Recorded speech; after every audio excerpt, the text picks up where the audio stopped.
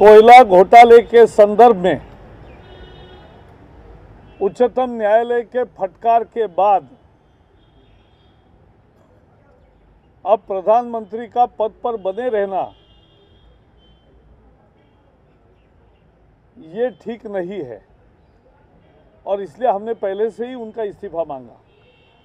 लेकिन हम अब पूछना चाहते कि जो दो राज्य मंत्री थे उन दो राज्य मंत्रियों के बारे में सीबीआई अपनी जांच को आगे क्यों नहीं बढ़ा रही है और कोल के घोटाले में आज तक अगर 40 से ज़्यादा खदान के आवंटन रद्द हुए हैं तो सरकार को बताना चाहिए कि उसकी हर एक की जिम्मेवारी किसकी है और ये जिम्मेवारी कोल मंत्रालय की पीएमओ की बनती है और इसलिए जो संबंधित अधिकारी है उन पर क्या कार्रवाई हो रही है, सीबीआई उनसे क्यों नहीं पूछताछ कर रही है।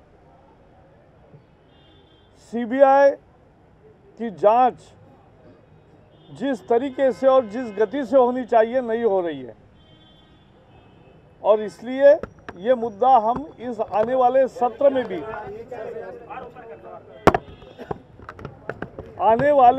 में भी पार्लियामेंट के संसद के सत्र में ये मुद्दा जोर शोर से उठेगा।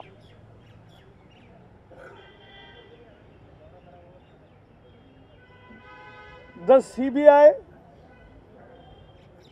in its inquiry on coal scam is not progressing as rapidly as was expected.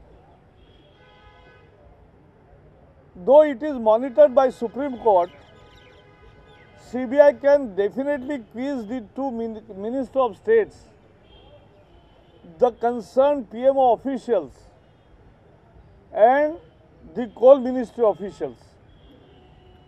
But it is not doing that and therefore the money trail is not still visible. Therefore, you have to ultimately,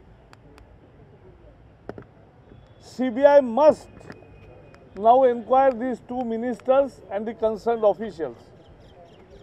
And we demand that this coal scam, after the Supreme Court's reprimand, Prime Minister has further lost his credibility.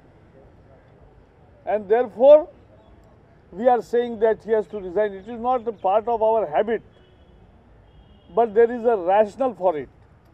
And that's why we are demanding. सुशील कुमार शिंदे जी का जो पत्र मुख्यमंत्रियों को गया है वो कानून के खिलाफ है, संविधान के खिलाफ है, दो नागरिकों में भेद करने वाला है। क्योंकि जो गुनहगार है, जो दहशतगर्दी है, एक को फांसी होगी और दूसरे की गिरफ्तारी नहीं होगी, ये कैसा न्याय है। उन्होंने लिखा है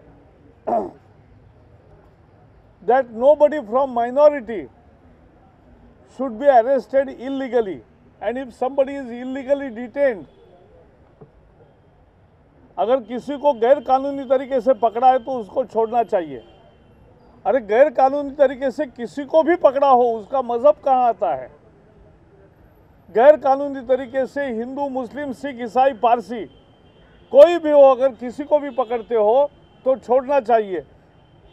इसमें मजहब कहाँ से आ गया।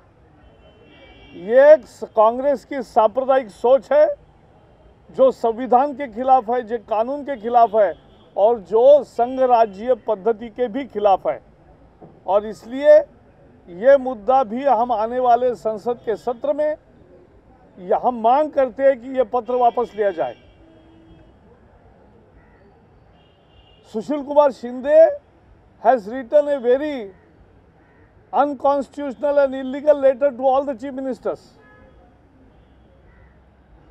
telling them that minority youths who are illegally detained should be released and there will be a review committee like arrangement. Who is going to decide the illegality or legality? Is it the court job or the police job? And if somebody is really illegally detained, where is the issue of its religion?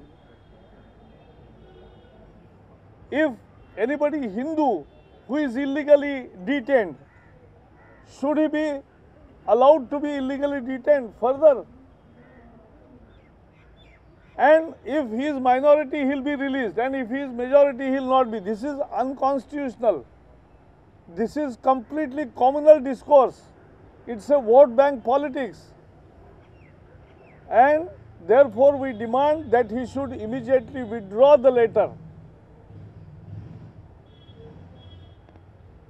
Sir, Sushil Kumar Shinde ने आज शरद पवार की तारीफ की है, कहा कि अगर प्रधानमंत्री बनते हैं तो बहुत खुशी होगी।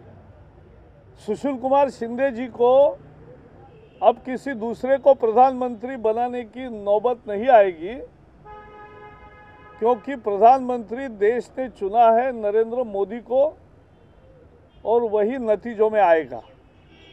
और इसलिए अब ये ख्वाब दिन के देखना बंद करे।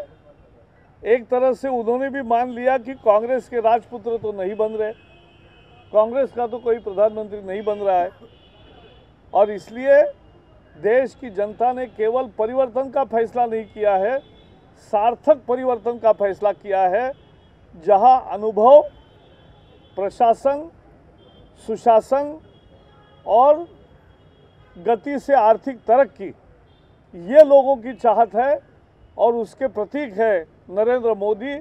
और इसलिए उनके लिए लोग वोट देने को और समर्थन देने को उमड़ रहे हैं, और इसलिए वो प्रधानमंत्री बनेंगे। सुशील जी को चिंता करने की जरूरत नहीं है। Shri Sushil Kumar Shinde may daydream anything about who is going to be prime minister, but one thing is sure, that he has already conceded that there will be no Congress prime minister. Now I can tell him that this time people have decided not only for a change from Congress, change the Congress, but they have decided to put faith in Narendra Modi for experienced good governance, for rapid economic progress, for real justice, and at the same time for meeting the aspirations of the people. And therefore, people have reposed their faith in Narendra Modi's leadership. Therefore, we see every day the clamor is going up, and Sushil Kumar Shinde will have no work after the elections to select the Prime Minister. Prakash ji, सांप्रदायिकता विरोधी विधेयक और कई विधेयक आने वाले इस संसद सत्र में, इस संसद सत्र में के बाद एक दूसरा एक मामला आया है, लगातार जजों के मामले सामने आ रहा है, पर कोई मैकेनिज्म होना चाहिए ताकि जिस तरह से मीडिया में खबरें चलती, इसके बजाय सही जांच जो गवर्नमेंट जो विधेयक ला रही है। अब सरकार आने वाले संसद के सत्र में बहुत सारे प्रमुख बिल्स लाने की बात कर रही है। क्या 9 साल सरकार सो रही थी? पहले सरकार ये बताए कि उनके एमपीज, उनके सांसद क्या संसद चलने देंगे? पिछले सत्र में हमने देखा है जहां कांग्रेस के सांसद रोज वेल में आते थे और रोज अविश्वास का प्रस्ताव सरकार पर देते थे। अगर यही चलना है तो संसद ही नहीं चलती, और ऐसे में बिलों की चर्चा करना बेईमानी होगी, क्योंकि ये सरकार विधायी कार्य के लिए कभी भी सजग नहीं थी। नहीं तो संसद का सत्र का समय इतना कम न होता जितना यूपीए के समय में हुआ है। और इसलिए हम मांग करते हैं कि संसद को ठीक चलाने की जिम्मेवारी कांग्रेस की है, लेकिन वो अपने सांसदों को भी अगर लगाम नहीं लगा सकते तो ये क्या दुहाई देंगे कि और बिल पास करेंगे? तो हमें नहीं लगता। दी Congress now is saying that they want to bring many important bills in the coming parliament session. But people have witnessed last session was wasted by the Congress MPs themselves. They were in the wheel every day and they were moving the no confidence resolution. That is why government was running away from the house. this scene will continue even in this session. There is complete anarchy in Congress, and we, therefore, this talk of so many bills pending is actually a certificate of inefficiency for themselves. We will raise all concerned issues in the coming session of Parliament. Sir, serious charges have come against another justice of the Supreme Court. No, I will react when we get full information. Congress is going to write to the Election Commission demanding that pictures should be sent to the social media and they should define what punishment should be given to the party. Who government wants to send? See, this Congress is terrified, and Congress is actually now unsettled because there are no takers for Congress or its leadership. Even nobody is sure whether they are going to anoint their Prime Minister candidate or not, because there are discordant voices coming out from the party itself. And so they are afraid of opinion poll, they are afraid of exit polls, now they are afraid of even the social media. It is a technology which you can't curb. And when people are expressing themselves, one should be happy. Instead, Congress is unsettled and therefore wants to curb. We condemn such efforts. Congress के कानूनी शाखा ने जो भेजा है कि social media पर प्रतिबंध लगे, इसकी हम भर्त्सना करते हैं, क्योंकि मीडिया की आज़ादी लोकतंत्र का आत्मा है और लोकतंत्र में किसी भी तरह से उस पर पाबंदी डालने की सोच ये इमरजेंसी की याद दिलाता है।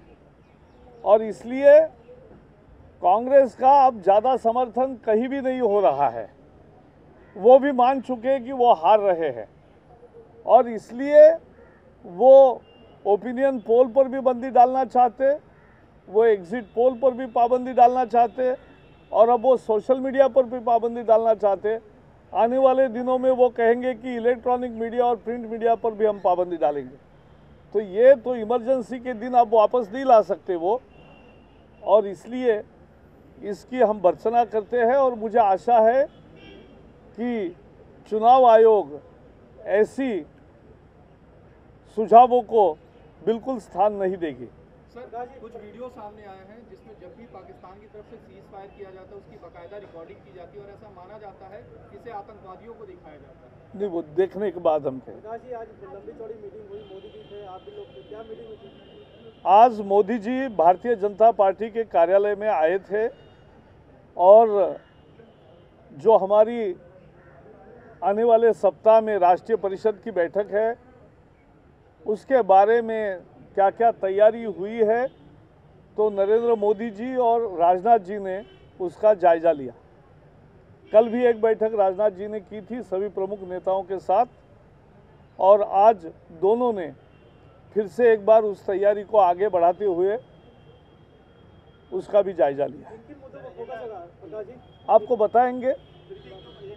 नहीं, ऐसा है, इसमें हमारे सभी प्रमुख नेता, हमारे सारे मुख्यमंत्री और जैसे कहा गया कि 10 से 15 हज़ार हमारे सारे कार्यकर्ता उपस्थित रहेंगे और इसलिए प्रमुख नेताओं का मार्गदर्शन होगा ही। 2 प्रस्ताव भी होंगे और कुछ नए कार्यक्रम भी आपके सामने आएंगे, तो इसलिए इसका पर्दा तो आपके सामने ही खोलेंगे हम 18 और 19 को। नहीं, बिल्कुल नहीं। देखो, ये दिल्ली में एक विशेष स्थिति में कांग्रेस और आम आदमी पार्टी की गठबंधन की सरकार बनी है। इस पर अभी हम ज़्यादा टिप्पणी नहीं करेंगे, लेकिन एक बात साफ है कि ये गठबंधन की सरकार है। आज जो देख रहे हैं रोज आप, आज जनता दरबार में वो बोल नहीं पाया। हाँ, तो वो वही ना, यानी अब तो अभी तो बहुत, इसलिए हम अभी कमेंट नहीं करेंगे, हमारे स्थानीय नेता कह रहे। लेकिन यहाँ एक गठबंधन की सरकार है, कांग्रेस को लेजिटिमेसी दे रहे वो, ये तो है आपके सामने।